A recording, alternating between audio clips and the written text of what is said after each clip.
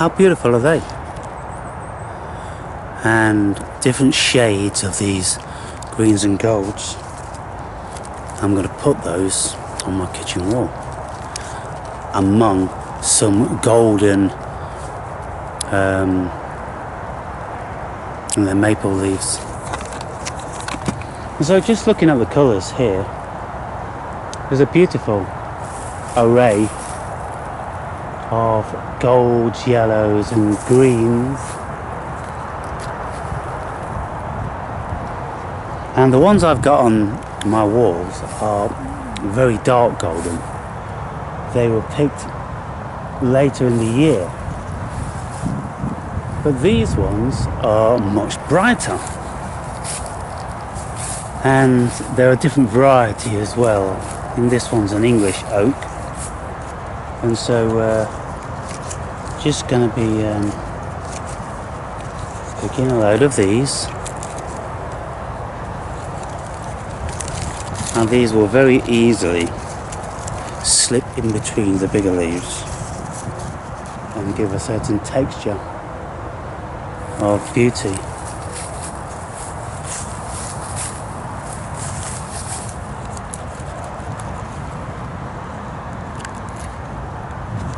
I mean, I'm sure some of you find the beauty of nature astounding, aesthetically beautiful. And more, I'm bringing the outside world into my inside world. Metaphysically speaking, I'm more in touch with nature. And because of that, my home is a reflection of that. You see, look, psychologically, our minds are very similar to how our homes are, and I've done videos about this before. And so anyone coming into my home would see that I have a deep connection with nature and all of its beauty, and just like, you know, shapes of bark and cones and leaves all on the wall and just things like that, rocks with you know, a tinge of green which has taken probably hundreds of years to come about to actually stain the colour of the rock. And so who lives in a house like this? Well, who lives in a house like this? I do. And the variety of physical house that I live in is very similar, if not identical, to what's between my ears. So whenever you go into anyone's house, people, always bear that in mind, you know. Their house is very much a depiction of their state of mind or consciousness. I used to have casual friends that I used to go down the gym with, and on occasion I'd go back to their houses, and their houses just looked like a Habitat showroom. Nothing original, just crap that you could buy from any of the high street Habitats, or I don't know, any furniture line, and you'd find those same things in many homes, and they'd never have anything original. No pictures, no knickknacks, nothing, just stuff they'd bought. And so what do we make of that when people haven't made their own homes unique to them?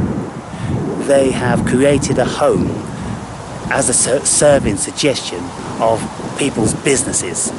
So anybody that's advertising this and that, oh yeah, that looks good, that'll look good in my house, and then they just replicate whatever they've seen on the TV. Don't you think that's shocking? How many of you live in homes like that? How many of you have just got like old homes with old furniture and oh, it'll do, the settee will do, I'm going to get a new car before I get a new sofa, and the carpets, it'll go another year, and then it probably ends up going another 2 and 3, and before you know it, you find yourself, can't be bothered. And all the walls, you know, they need painting and, you know, all that sort of stuff. Well, when your home is decaying, then it's the same as your mind, people. You really do have to bear that in mind. And as I've said, you see, my sister's home, there is always a pile of pots, either washed or unwashed. Now, if they're unwashed, they're all piled in the sink, which is a ridiculous thing to do. You just keep piling pots in the sink. Well, before you wash them, you've got to take every one of them back out again. So why not just put them on the kitchen surface, ready to go in the sink? And then when she's washed them, it would never enter her mind to dry them and put them away. That has to be done on a separate occasion. On a separate occasion, put all the pots away, probably not dry them, just pick them mostly dry off the draining board and put them in the cupboards. And now her cupboards are all a mismatch of all different sorts of pots and glasses, and no order, no symmetry. And then the drawers where she keeps her crockery, her cooking utensils, everything's just piled in there, and you've got to lift a whole bunch of stuff out before you get what you want. So then there's a huge pile of ironing, which never diminishes. She'll have a little bit of a go here and there, but it never diminishes. And that's how her mind is. It's a scatterbrain. And she always used to say to me that she was a thinker. She wasn't a thinker. She was an obsessive. She'd have obsessive thoughts about whatever partner she was with, checking their phones and just over-analysing when they said this and when they said that, and wondering where they were, and doing all this spying and all this sort of stuff. Just a horrible, chaotic state of chaos. And that's it. So anyway, people, just bear that in mind. Look at your own home, look at your partner's home. If you don't live with them, look at your parents, your siblings, your friends, and you'll have some sort of idea what's going on between their ears. And then you can start to go, actually, yeah, I can recognise a pattern in your life now, just from knowing you, how you act, and seeing how you live. Very important.